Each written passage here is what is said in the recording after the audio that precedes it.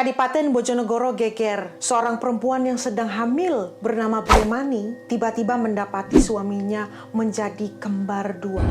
Iya, kembar dua. Kisah bermula ketika Bremani meminta suaminya mencari madu tawon untuk mengobati ngidamnya. Kemudian berangkatlah suaminya menuju hutan, meninggalkan Bremani seorang diri di rumah.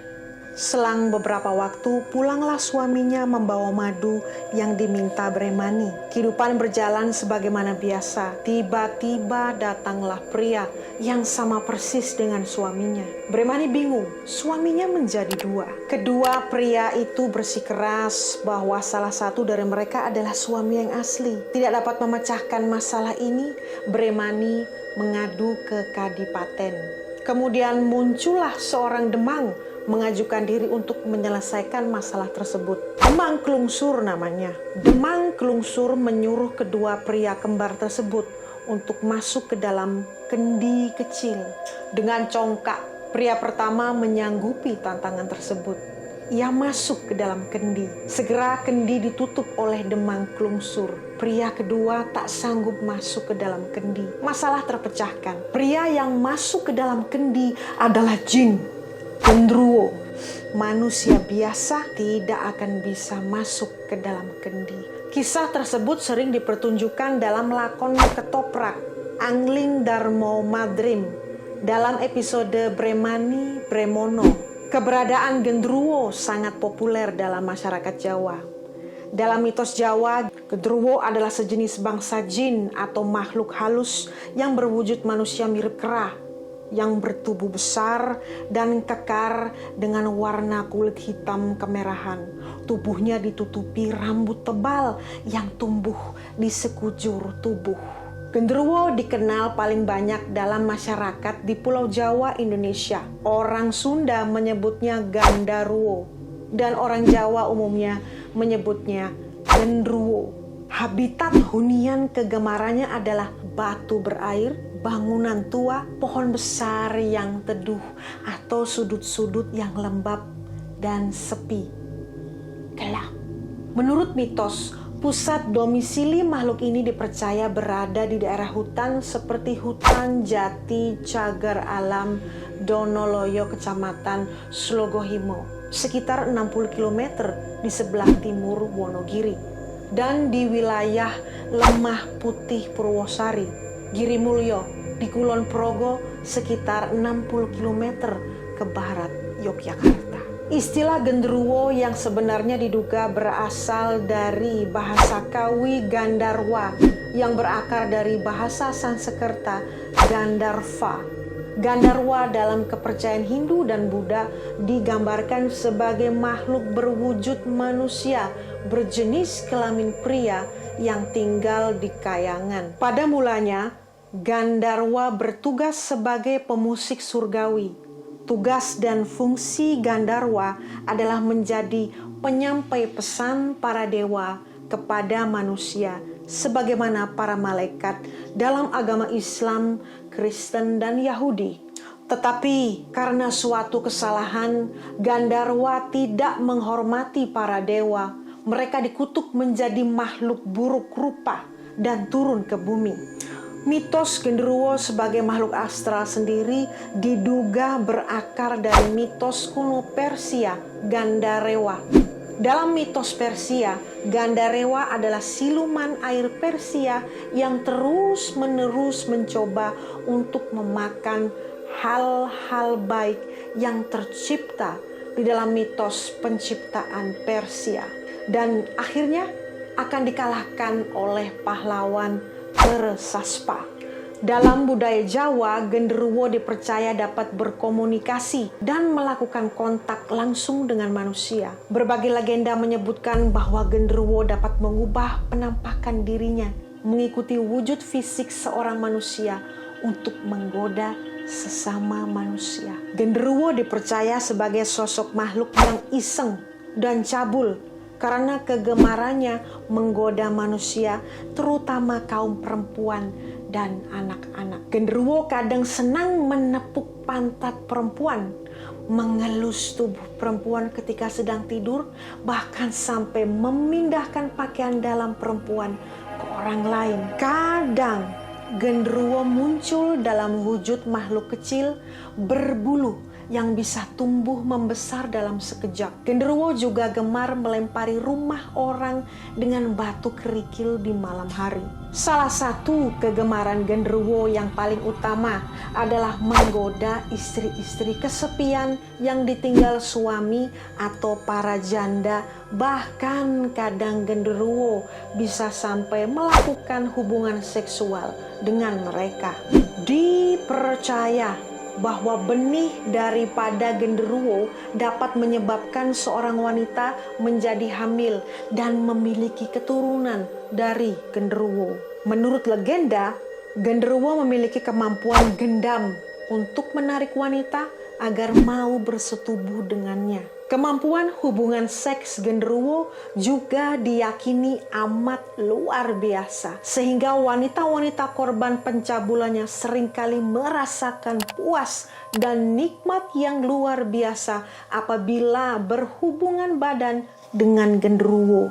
Namun, biasanya wanita korban yang disetubuhi oleh genderuwo tidak akan sadar sedang bersetubuh dengan genderuwo, karena genderuwo akan menyamar sebagai suami atau kekasih korban dalam melakukan hubungan seks. Disebutkan pula kalau genderuwo memiliki libido dan gairah seksual yang besar dan jauh di atas manusia, sehingga ia amat mudah terangsang melihat kemolekan perempuan dan membuatnya menjadi makhluk yang senang menggoda perempuan. Ada legenda menyatakan genderuwo kadang senang bersemayam di dalam rahim perempuan.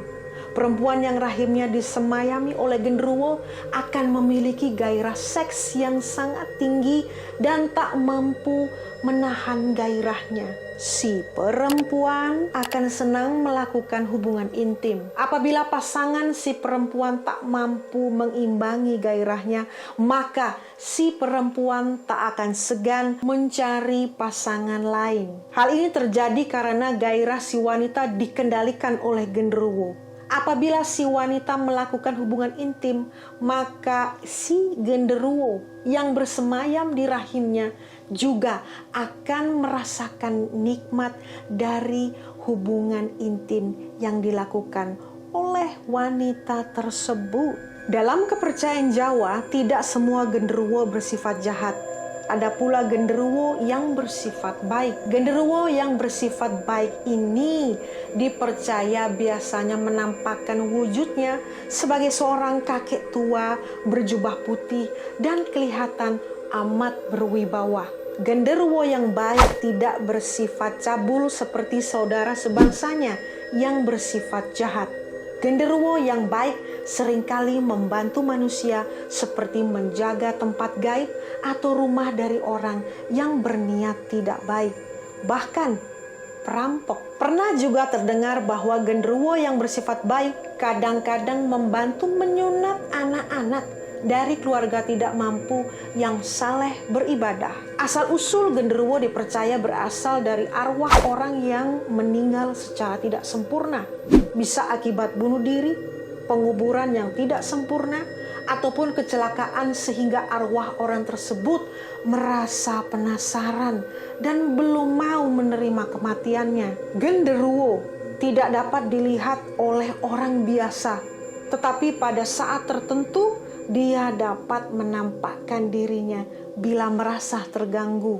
Dipercaya bahwa tidak semua genderuwo jahat, karena ada pula yang baik dan sikap mereka tergantung bagaimana manusia bersikap. Apakah mau berteman atau bermusuhan dengan genderuwo tersebut. Banyak kalangan mempercayai salah satu cara memanggil genderuwo adalah dengan membakar sate gagak. Diyakini burung gagak adalah makanan kesukaan sekaligus binatang peliharaan genderuwo. Dalam hal ini, seperti manusia yang memelihara ayam, hal terpenting dari ritual ini dipercaya adalah pengucapan rapalan, mantra khusus agar genderuwo selain mencium bau makanannya juga dapat mendengar panggilan.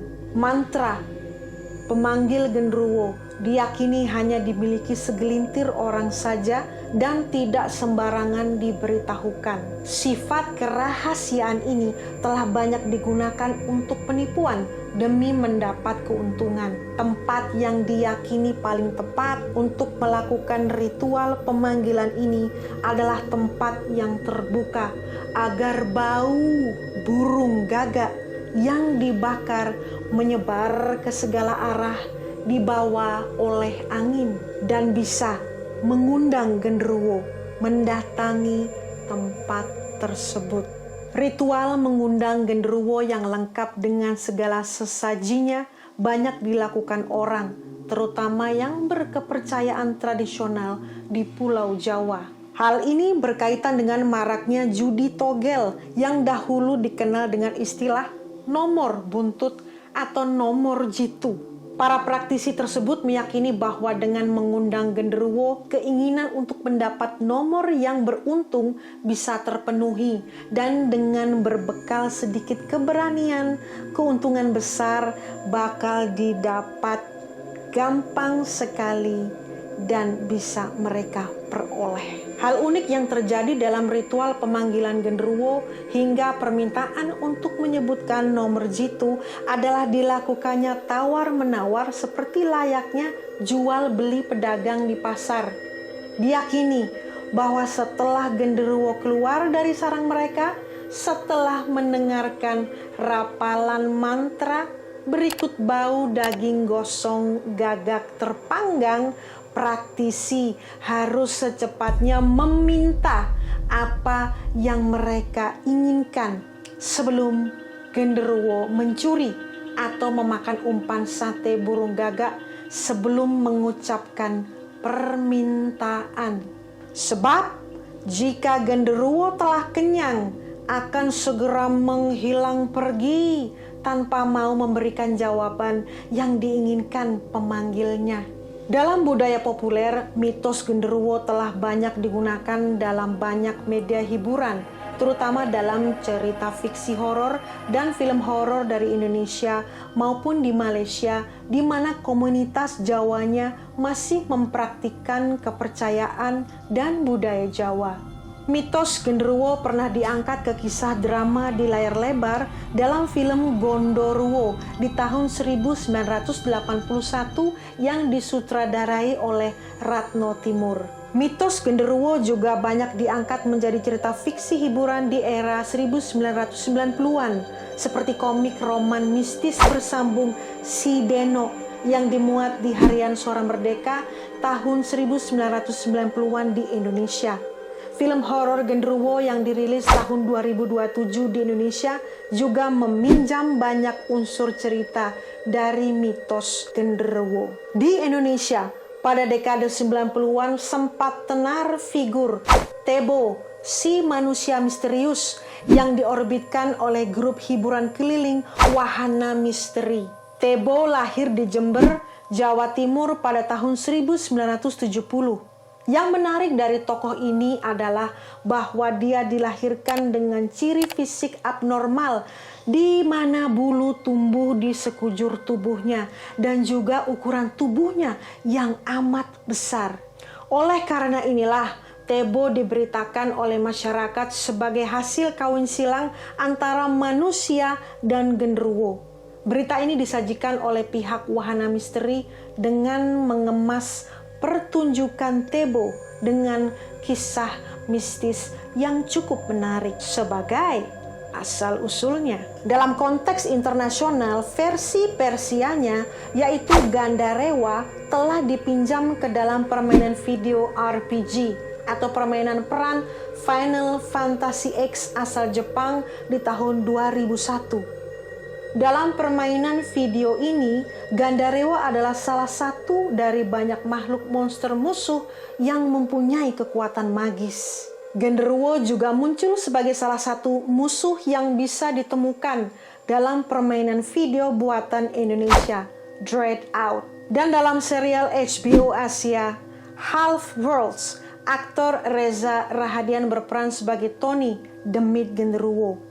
Untuk menyesuaikan dengan gambaran genderuwo yang berbulu, Tony memakai kostum jaket dengan bulu di sekitar lehernya. Ya, baik umak-umak, itu adalah kisah untuk Angker 13 kita kali ini. Jangan lupa like, subscribe, dan share video ini kepada teman-teman atau orang terdekat umat-umat semuanya.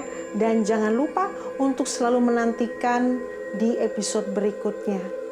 Terima kasih dan selamat malam. Salam Angker 13.